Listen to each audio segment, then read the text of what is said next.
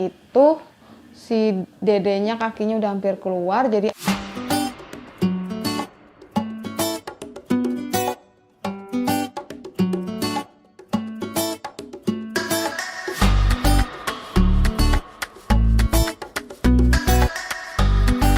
halo, assalamualaikum warahmatullahi wabarakatuh. Welcome back to my channel. Jangan lupa untuk di like video aku, di subscribe, dan di share ke teman kalian. Siapa tahu video aku bermanfaat untuk yang lainnya. Di video aku kali ini, aku mau membahas tentang persalinan aku. Di video sebelumnya, aku udah share tentang pra melahirkan aku. Jadi waktu itu pas ketubanku pecah, aku langsung ke bidan yang biasa tempat aku kontrol si dedek. Terus sampai di sana lagi keluar banyak-banyaknya itu air ketuban. Oke, aku masuk ke meja persalinan, ke tempat tidur yang buat bersalin itu ya.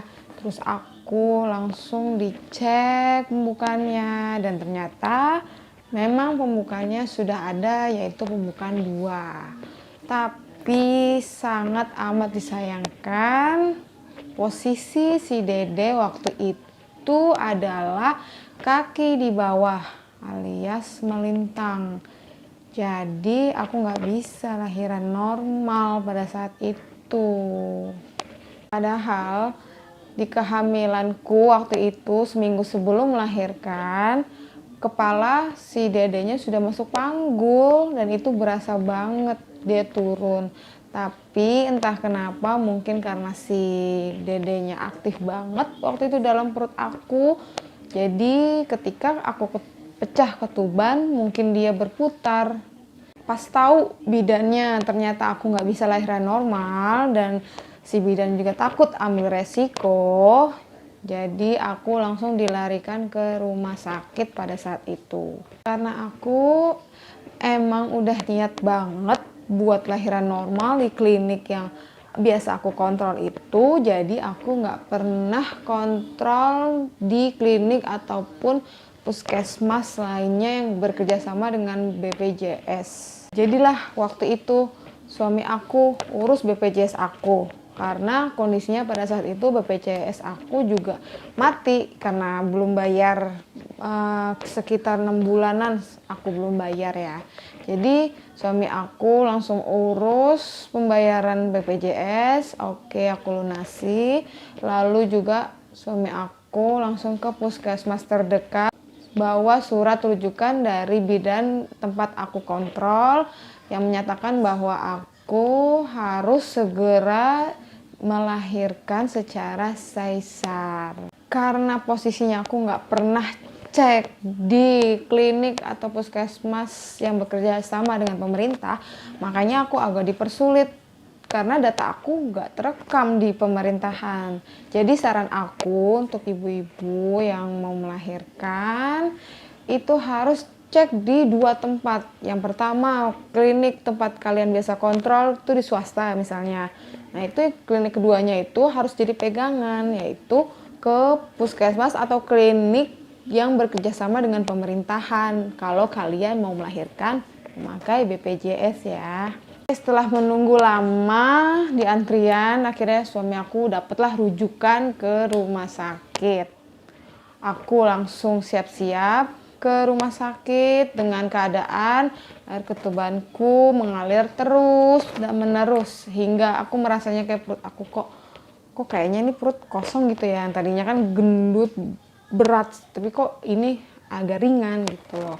Oke lah, aku naik taksi waktu itu ya, karena memang kita ngejar waktu untuk aku melahirkan. Oke, sampai saat aku ke rumah sakit, yang pertama rumah sakitnya itu baru banget dibuka sama pemerintah. Di salah satu rumah sakit RSUD di Jakarta Selatan ya, itu baru banget dibuka, jadi belum ada fasilitas untuk dokter spesialis kandungan. Akhirnya aku dirujuk lagi ke rumah sakit yang lebih besar yang ada di sekitar Jakarta Selatan.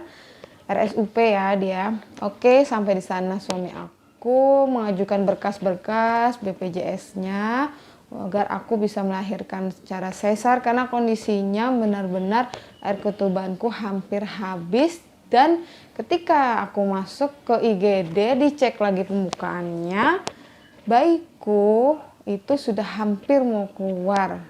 Itu sudah pembukaan 7. Karena suami aku itu benar-benar scare, benar-benar takut banget. Jadi dia gak mau ngelus perut aku karena memang takut keluar. Kondisinya itu si dedenya kakinya udah hampir keluar. Jadi aku ketika tiduran pantatnya disanggahin bantal itu benar-benar tinggi. Jadi supaya si dedenya bisa balik lagi ke atas nggak sampai keluar. Di ruang IGD aku menunggu lama banget waktu itu. Mungkin karena memang lagi banyak pasien ya. Karena kan saat itu aku kondisinya darurat banget dan nggak ada persiapan untuk melahirkan. Jadi aku nunggu antrian untuk ke ruang operasinya. Dan sambil menunggu itu, kontraksi perut aku semakin hebat, semakin dahsyat.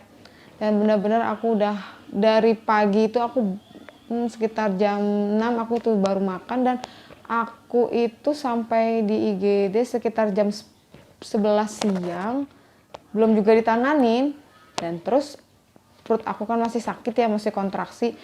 Sampai jam 3 sore juga aku belum ditanganin sama si dokter bedah itu, sama si dokter kandungan itu. Terus juga aku bener-bener gak tahan banget, sakit banget. Akhirnya aku bener-bener minta tolong banget sama suster atau sama perawat yang lainnya itu untuk aku segera langsung dioperasi karena kondisinya aku nggak kuat banget.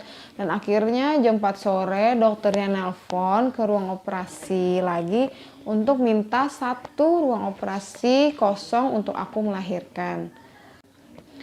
Dari sekian lama aku nunggu ruang operasi, akhirnya di jam 5 sore, jam setengah 5 lah ya, aku langsung diganti baju untuk siap-siap operasi. Oke, setelah itu di jam 5 aku langsung dibius anestesi dan akhirnya aku melahirkan secara sesar.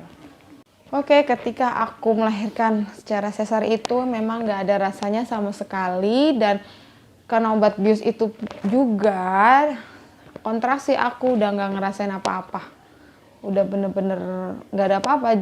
Jadinya ya udah, ketika bayiku lahir, aku dengar tangisannya, ya alhamdulillah ternyata ini anugerah yang Allah berikan ke aku luar biasanya. Aku melahirkan seorang anak laki-laki sesuai dengan USG yang waktu di usia 5 bulan kemarin. Setelah aku melahirkan secara sesar, si baby dipisahin sama aku. Si baby mungkin diazanin sama suami aku, jadi aku masih dalam perawatan medis yang mungkin dijahit kali ya perut aku. Pokoknya dirapiin lagi. Setelah itu nggak lama, sekitar setengah 6-an, aku keluar dari ruang operasi menuju ke ruang pemulihan. Di ruang pemulihan aku dicek segala macam. Pokoknya tuh suster selalu bolak-balik untuk ngecek aku. Terus juga di sana aku nunggu sekitar 1 jam. Ya aku sekitar jam 7 lah aku baru keluar dari ruang pemulihan. Aku langsung masuk ke ruang inap. Oke, sekian dulu share tentang melahirkan aku. Oke, sampai bertemu lagi di next video. Wassalamualaikum warahmatullahi wabarakatuh.